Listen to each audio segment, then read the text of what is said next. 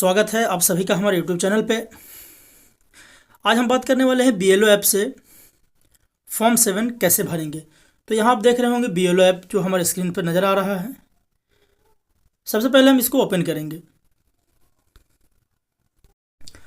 Open करने के बाद इस तरह का यूज़र इंटरफेस खुल के आता है। अब यहाँ पर देख रहे होंगे फॉर्म, ये फॉर्म लिखा हुआ है। हम इस फॉर्म पे क्लिक करेंगे। जैसे ही फॉर्म पे क्लिक करते हैं तो यहाँ एक यूज़र इंटरफेस यहाँ इधर खुल के आता है, डिलीशन ऑब्जेक्शन इन इलेक्टोरल रोल फॉर्म 7, यानी कि डिलीट करने के लिए फॉर्म 7 को ही भरते हैं। तो यहाँ इस फॉर्म पे जैसे ही हम क्लिक करते हैं तो इस तरह का यूज़र इंटरफेस खुल के सामने आता है। सबसे बड़ा परेशानी यहीं पे होता है कि हम इसमें कैसे भरें। तो कहता है इंटर एप्लीकेंट्स इपिक नंबर, यानी उस व्यक्ति का नाम यहाँ पर डालेंगे जो व्यक्ति आक्षेप करते हैं, यानी कि मरे हुए व्यक्ति को नहीं, यहाँ पर उस व्यक्ति को जो जिंदा है। यानी कि यहाँ पर दो व्यक्ति हैं A और B, जिसमें B की डेथ हो गई है और A जो है वो ऑब्जेक्ट कर रहा है कि B की डेथ हो गई है। तो यहाँ पर हम डालेंगे उस जिंदे व्यक्ति का नाम जिन्होंने आक्षेप करता है, यानी कि एप्लीकेंट है। तो सबसे पहले मैं उनका इपिक यहाँ पर डालूंगा।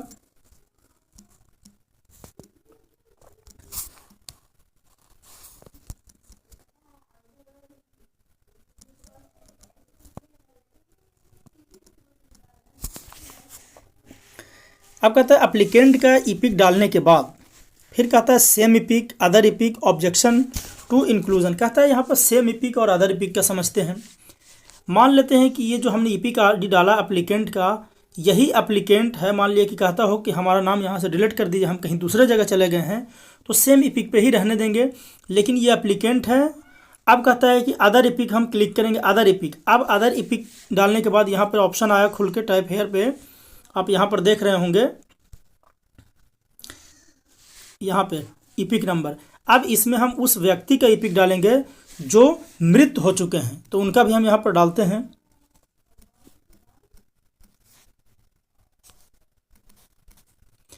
दोनों का इपिक हम यहाँ पर डाल लेंगे। फिर से आप समझिए, इंटर एप्लीकेंट इपिक, यानी कि यहाँ पे इंटर एप्लीकेंट इपिक मैंने उस व्यक्ति का नाम डालना है जो व्यक्ति आक्षेप करता हो।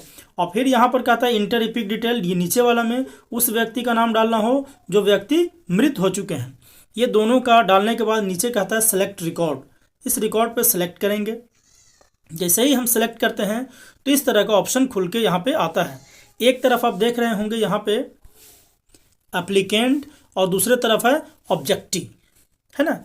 इसको समझते हैं, यानी कि एप्लीकेंट यानी वो जिंदा व्यक्ति जो आक्षेप कर रहा है उस मरे हुए व्यक्ति के बारे में। तो ये जिंदा व्यक्ति जो है उसके ऊपर देखिए यहाँ पर एक घर बना हुआ है, कॉलम है टिक आउट करने के लिए। इस पर हम ऐसे क्लिक करेंगे, ये ग्रीन हो जाएगा, यानी ये आक्षेप करता हो गया।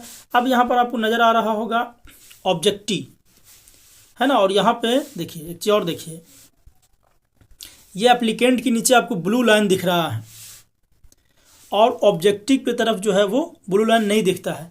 अब जैसे ही एप्लीकेंट को ग्रीन करने के बाद अब यहाँ पर फिर से हम क्लिक करेंगे इस पे ऑब्जेक्टिव पे। जैसे ही ऑब्जेक्टिव पे क्लिक करते हैं तो ये ब्लू लाइन जो है ऑब्जेक्टिव के नीचे आ जाता है। अब फिर से यहाँ पर इसको टिक आउट करना है यहाँ पे, है ना।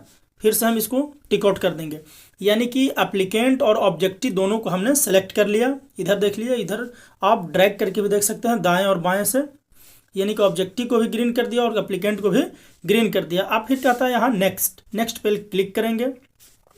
जैसे ही नेक्स्ट पे क्लिक करते हैं तो इस तरह का इंटरफेस खुल के आता है। कहता है voter application form for objection for purpose inclusion deletion of name in existing roll. अब कहता है ये पूरा आ गया आपका। उसके बाद है सेव एंड नेक्स्ट। जैसे ही हम नेक्स्ट करते हैं तो यहाँ पे एप्लीकेंट का आईडी आता है और फिर यहाँ पे नीचे मोबाइल नंबर डालने का आता है, तो हम मोबाइल नंबर डाल देंगे। और उसके बाद कहता है save and next. Mobile number inter करने के बाद अब यहाँ पर फिर हम सेव एंड नेक्स्ट करेंगे। जैसे ही सेव एंड नेक्स्ट करते हैं तो कहता है यहाँ ऊपर देखिए objection of application, option of application objection. यहाँ पर ऑप्शन है देखिए ये वाला, देखना सेलेक्ट रीजन। सेलेक्ट रीजन को देखिए, यहाँ सेलेक्ट रीजन में कहता है death, under as, absent, permanently shifted, already enrolled, not Indian citizen.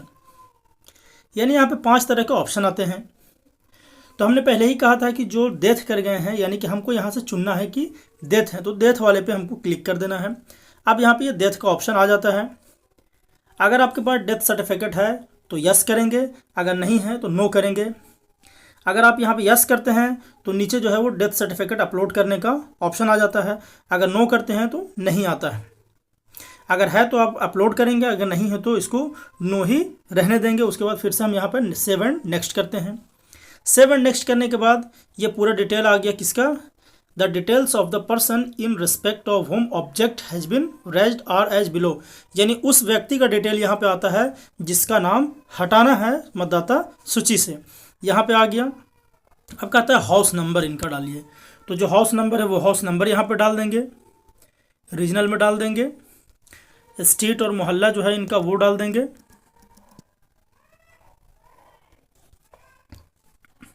इनका पूरा जो है वो विलेज टाउन जो है वो डाल देंगे, यहाँ पोस्ट ऑफिस है वो डाल देंगे, पिन कोड इनका है वो डाल देंगे। यानी कि पूरा कंप्लीट इनका कम्युनिकेशन एड्रेस को डाल देना है। और ये जो 44 जो देख रहे हैं हाउस नंबर, ये मतदाता सूची से ही इस हाउस नंबर को डालना है। यानी कि जिस गृह संख्या, मतदाता का जो गृह संख्या होगा उसी गृह संख्या को यहाँ पे डालना है। उसके बाद फिर से यहाँ सेव एंड नेक्स्ट करेंगे।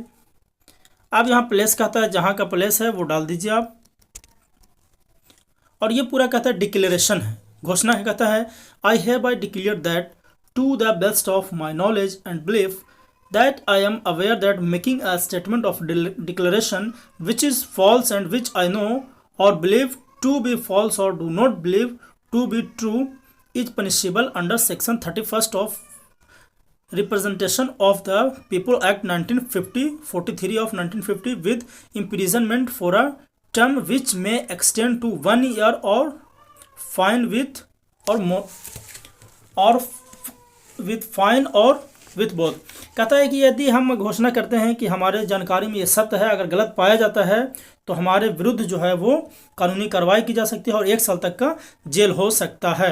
ये पूरा हो गया। यहाँ पर ये सारा फिल करने के बाद फिर यहाँ पर सेव एंड नेक्स्ट करते हैं। सेव एंड नेक्स्ट करने के बाद ये पूरा फॉर्म 7 जो है वो दिखता है यहाँ। यानी कि एक बार आप चेक कर लेंगे। इसको चेक करने के बाद अगर लगता है कुछ गलत है तो कीप एडिटिंग आप यहाँ देख रहे होंगे, कीप एडिटिंग आप इस पर क्लिक करेंगे। अगर सब जितने भी आपने डिटेल डाला है वो सही है तो यहाँ पे आपको फाइनल सबमिट पे क्लिक कर देना है। जैसे ही यहाँ पर हम सबमिट करते हैं तो ये हमारा जो है वो form 7 submitted successfully, reference number ये आपका आ जाता है। इसको स्क्रीनशॉट करके आप रख लें। तो इस तरह से आप अगर फॉर्म 7 भरेंगे तो आपको कहीं भी कोई दिक्कत नहीं होगा।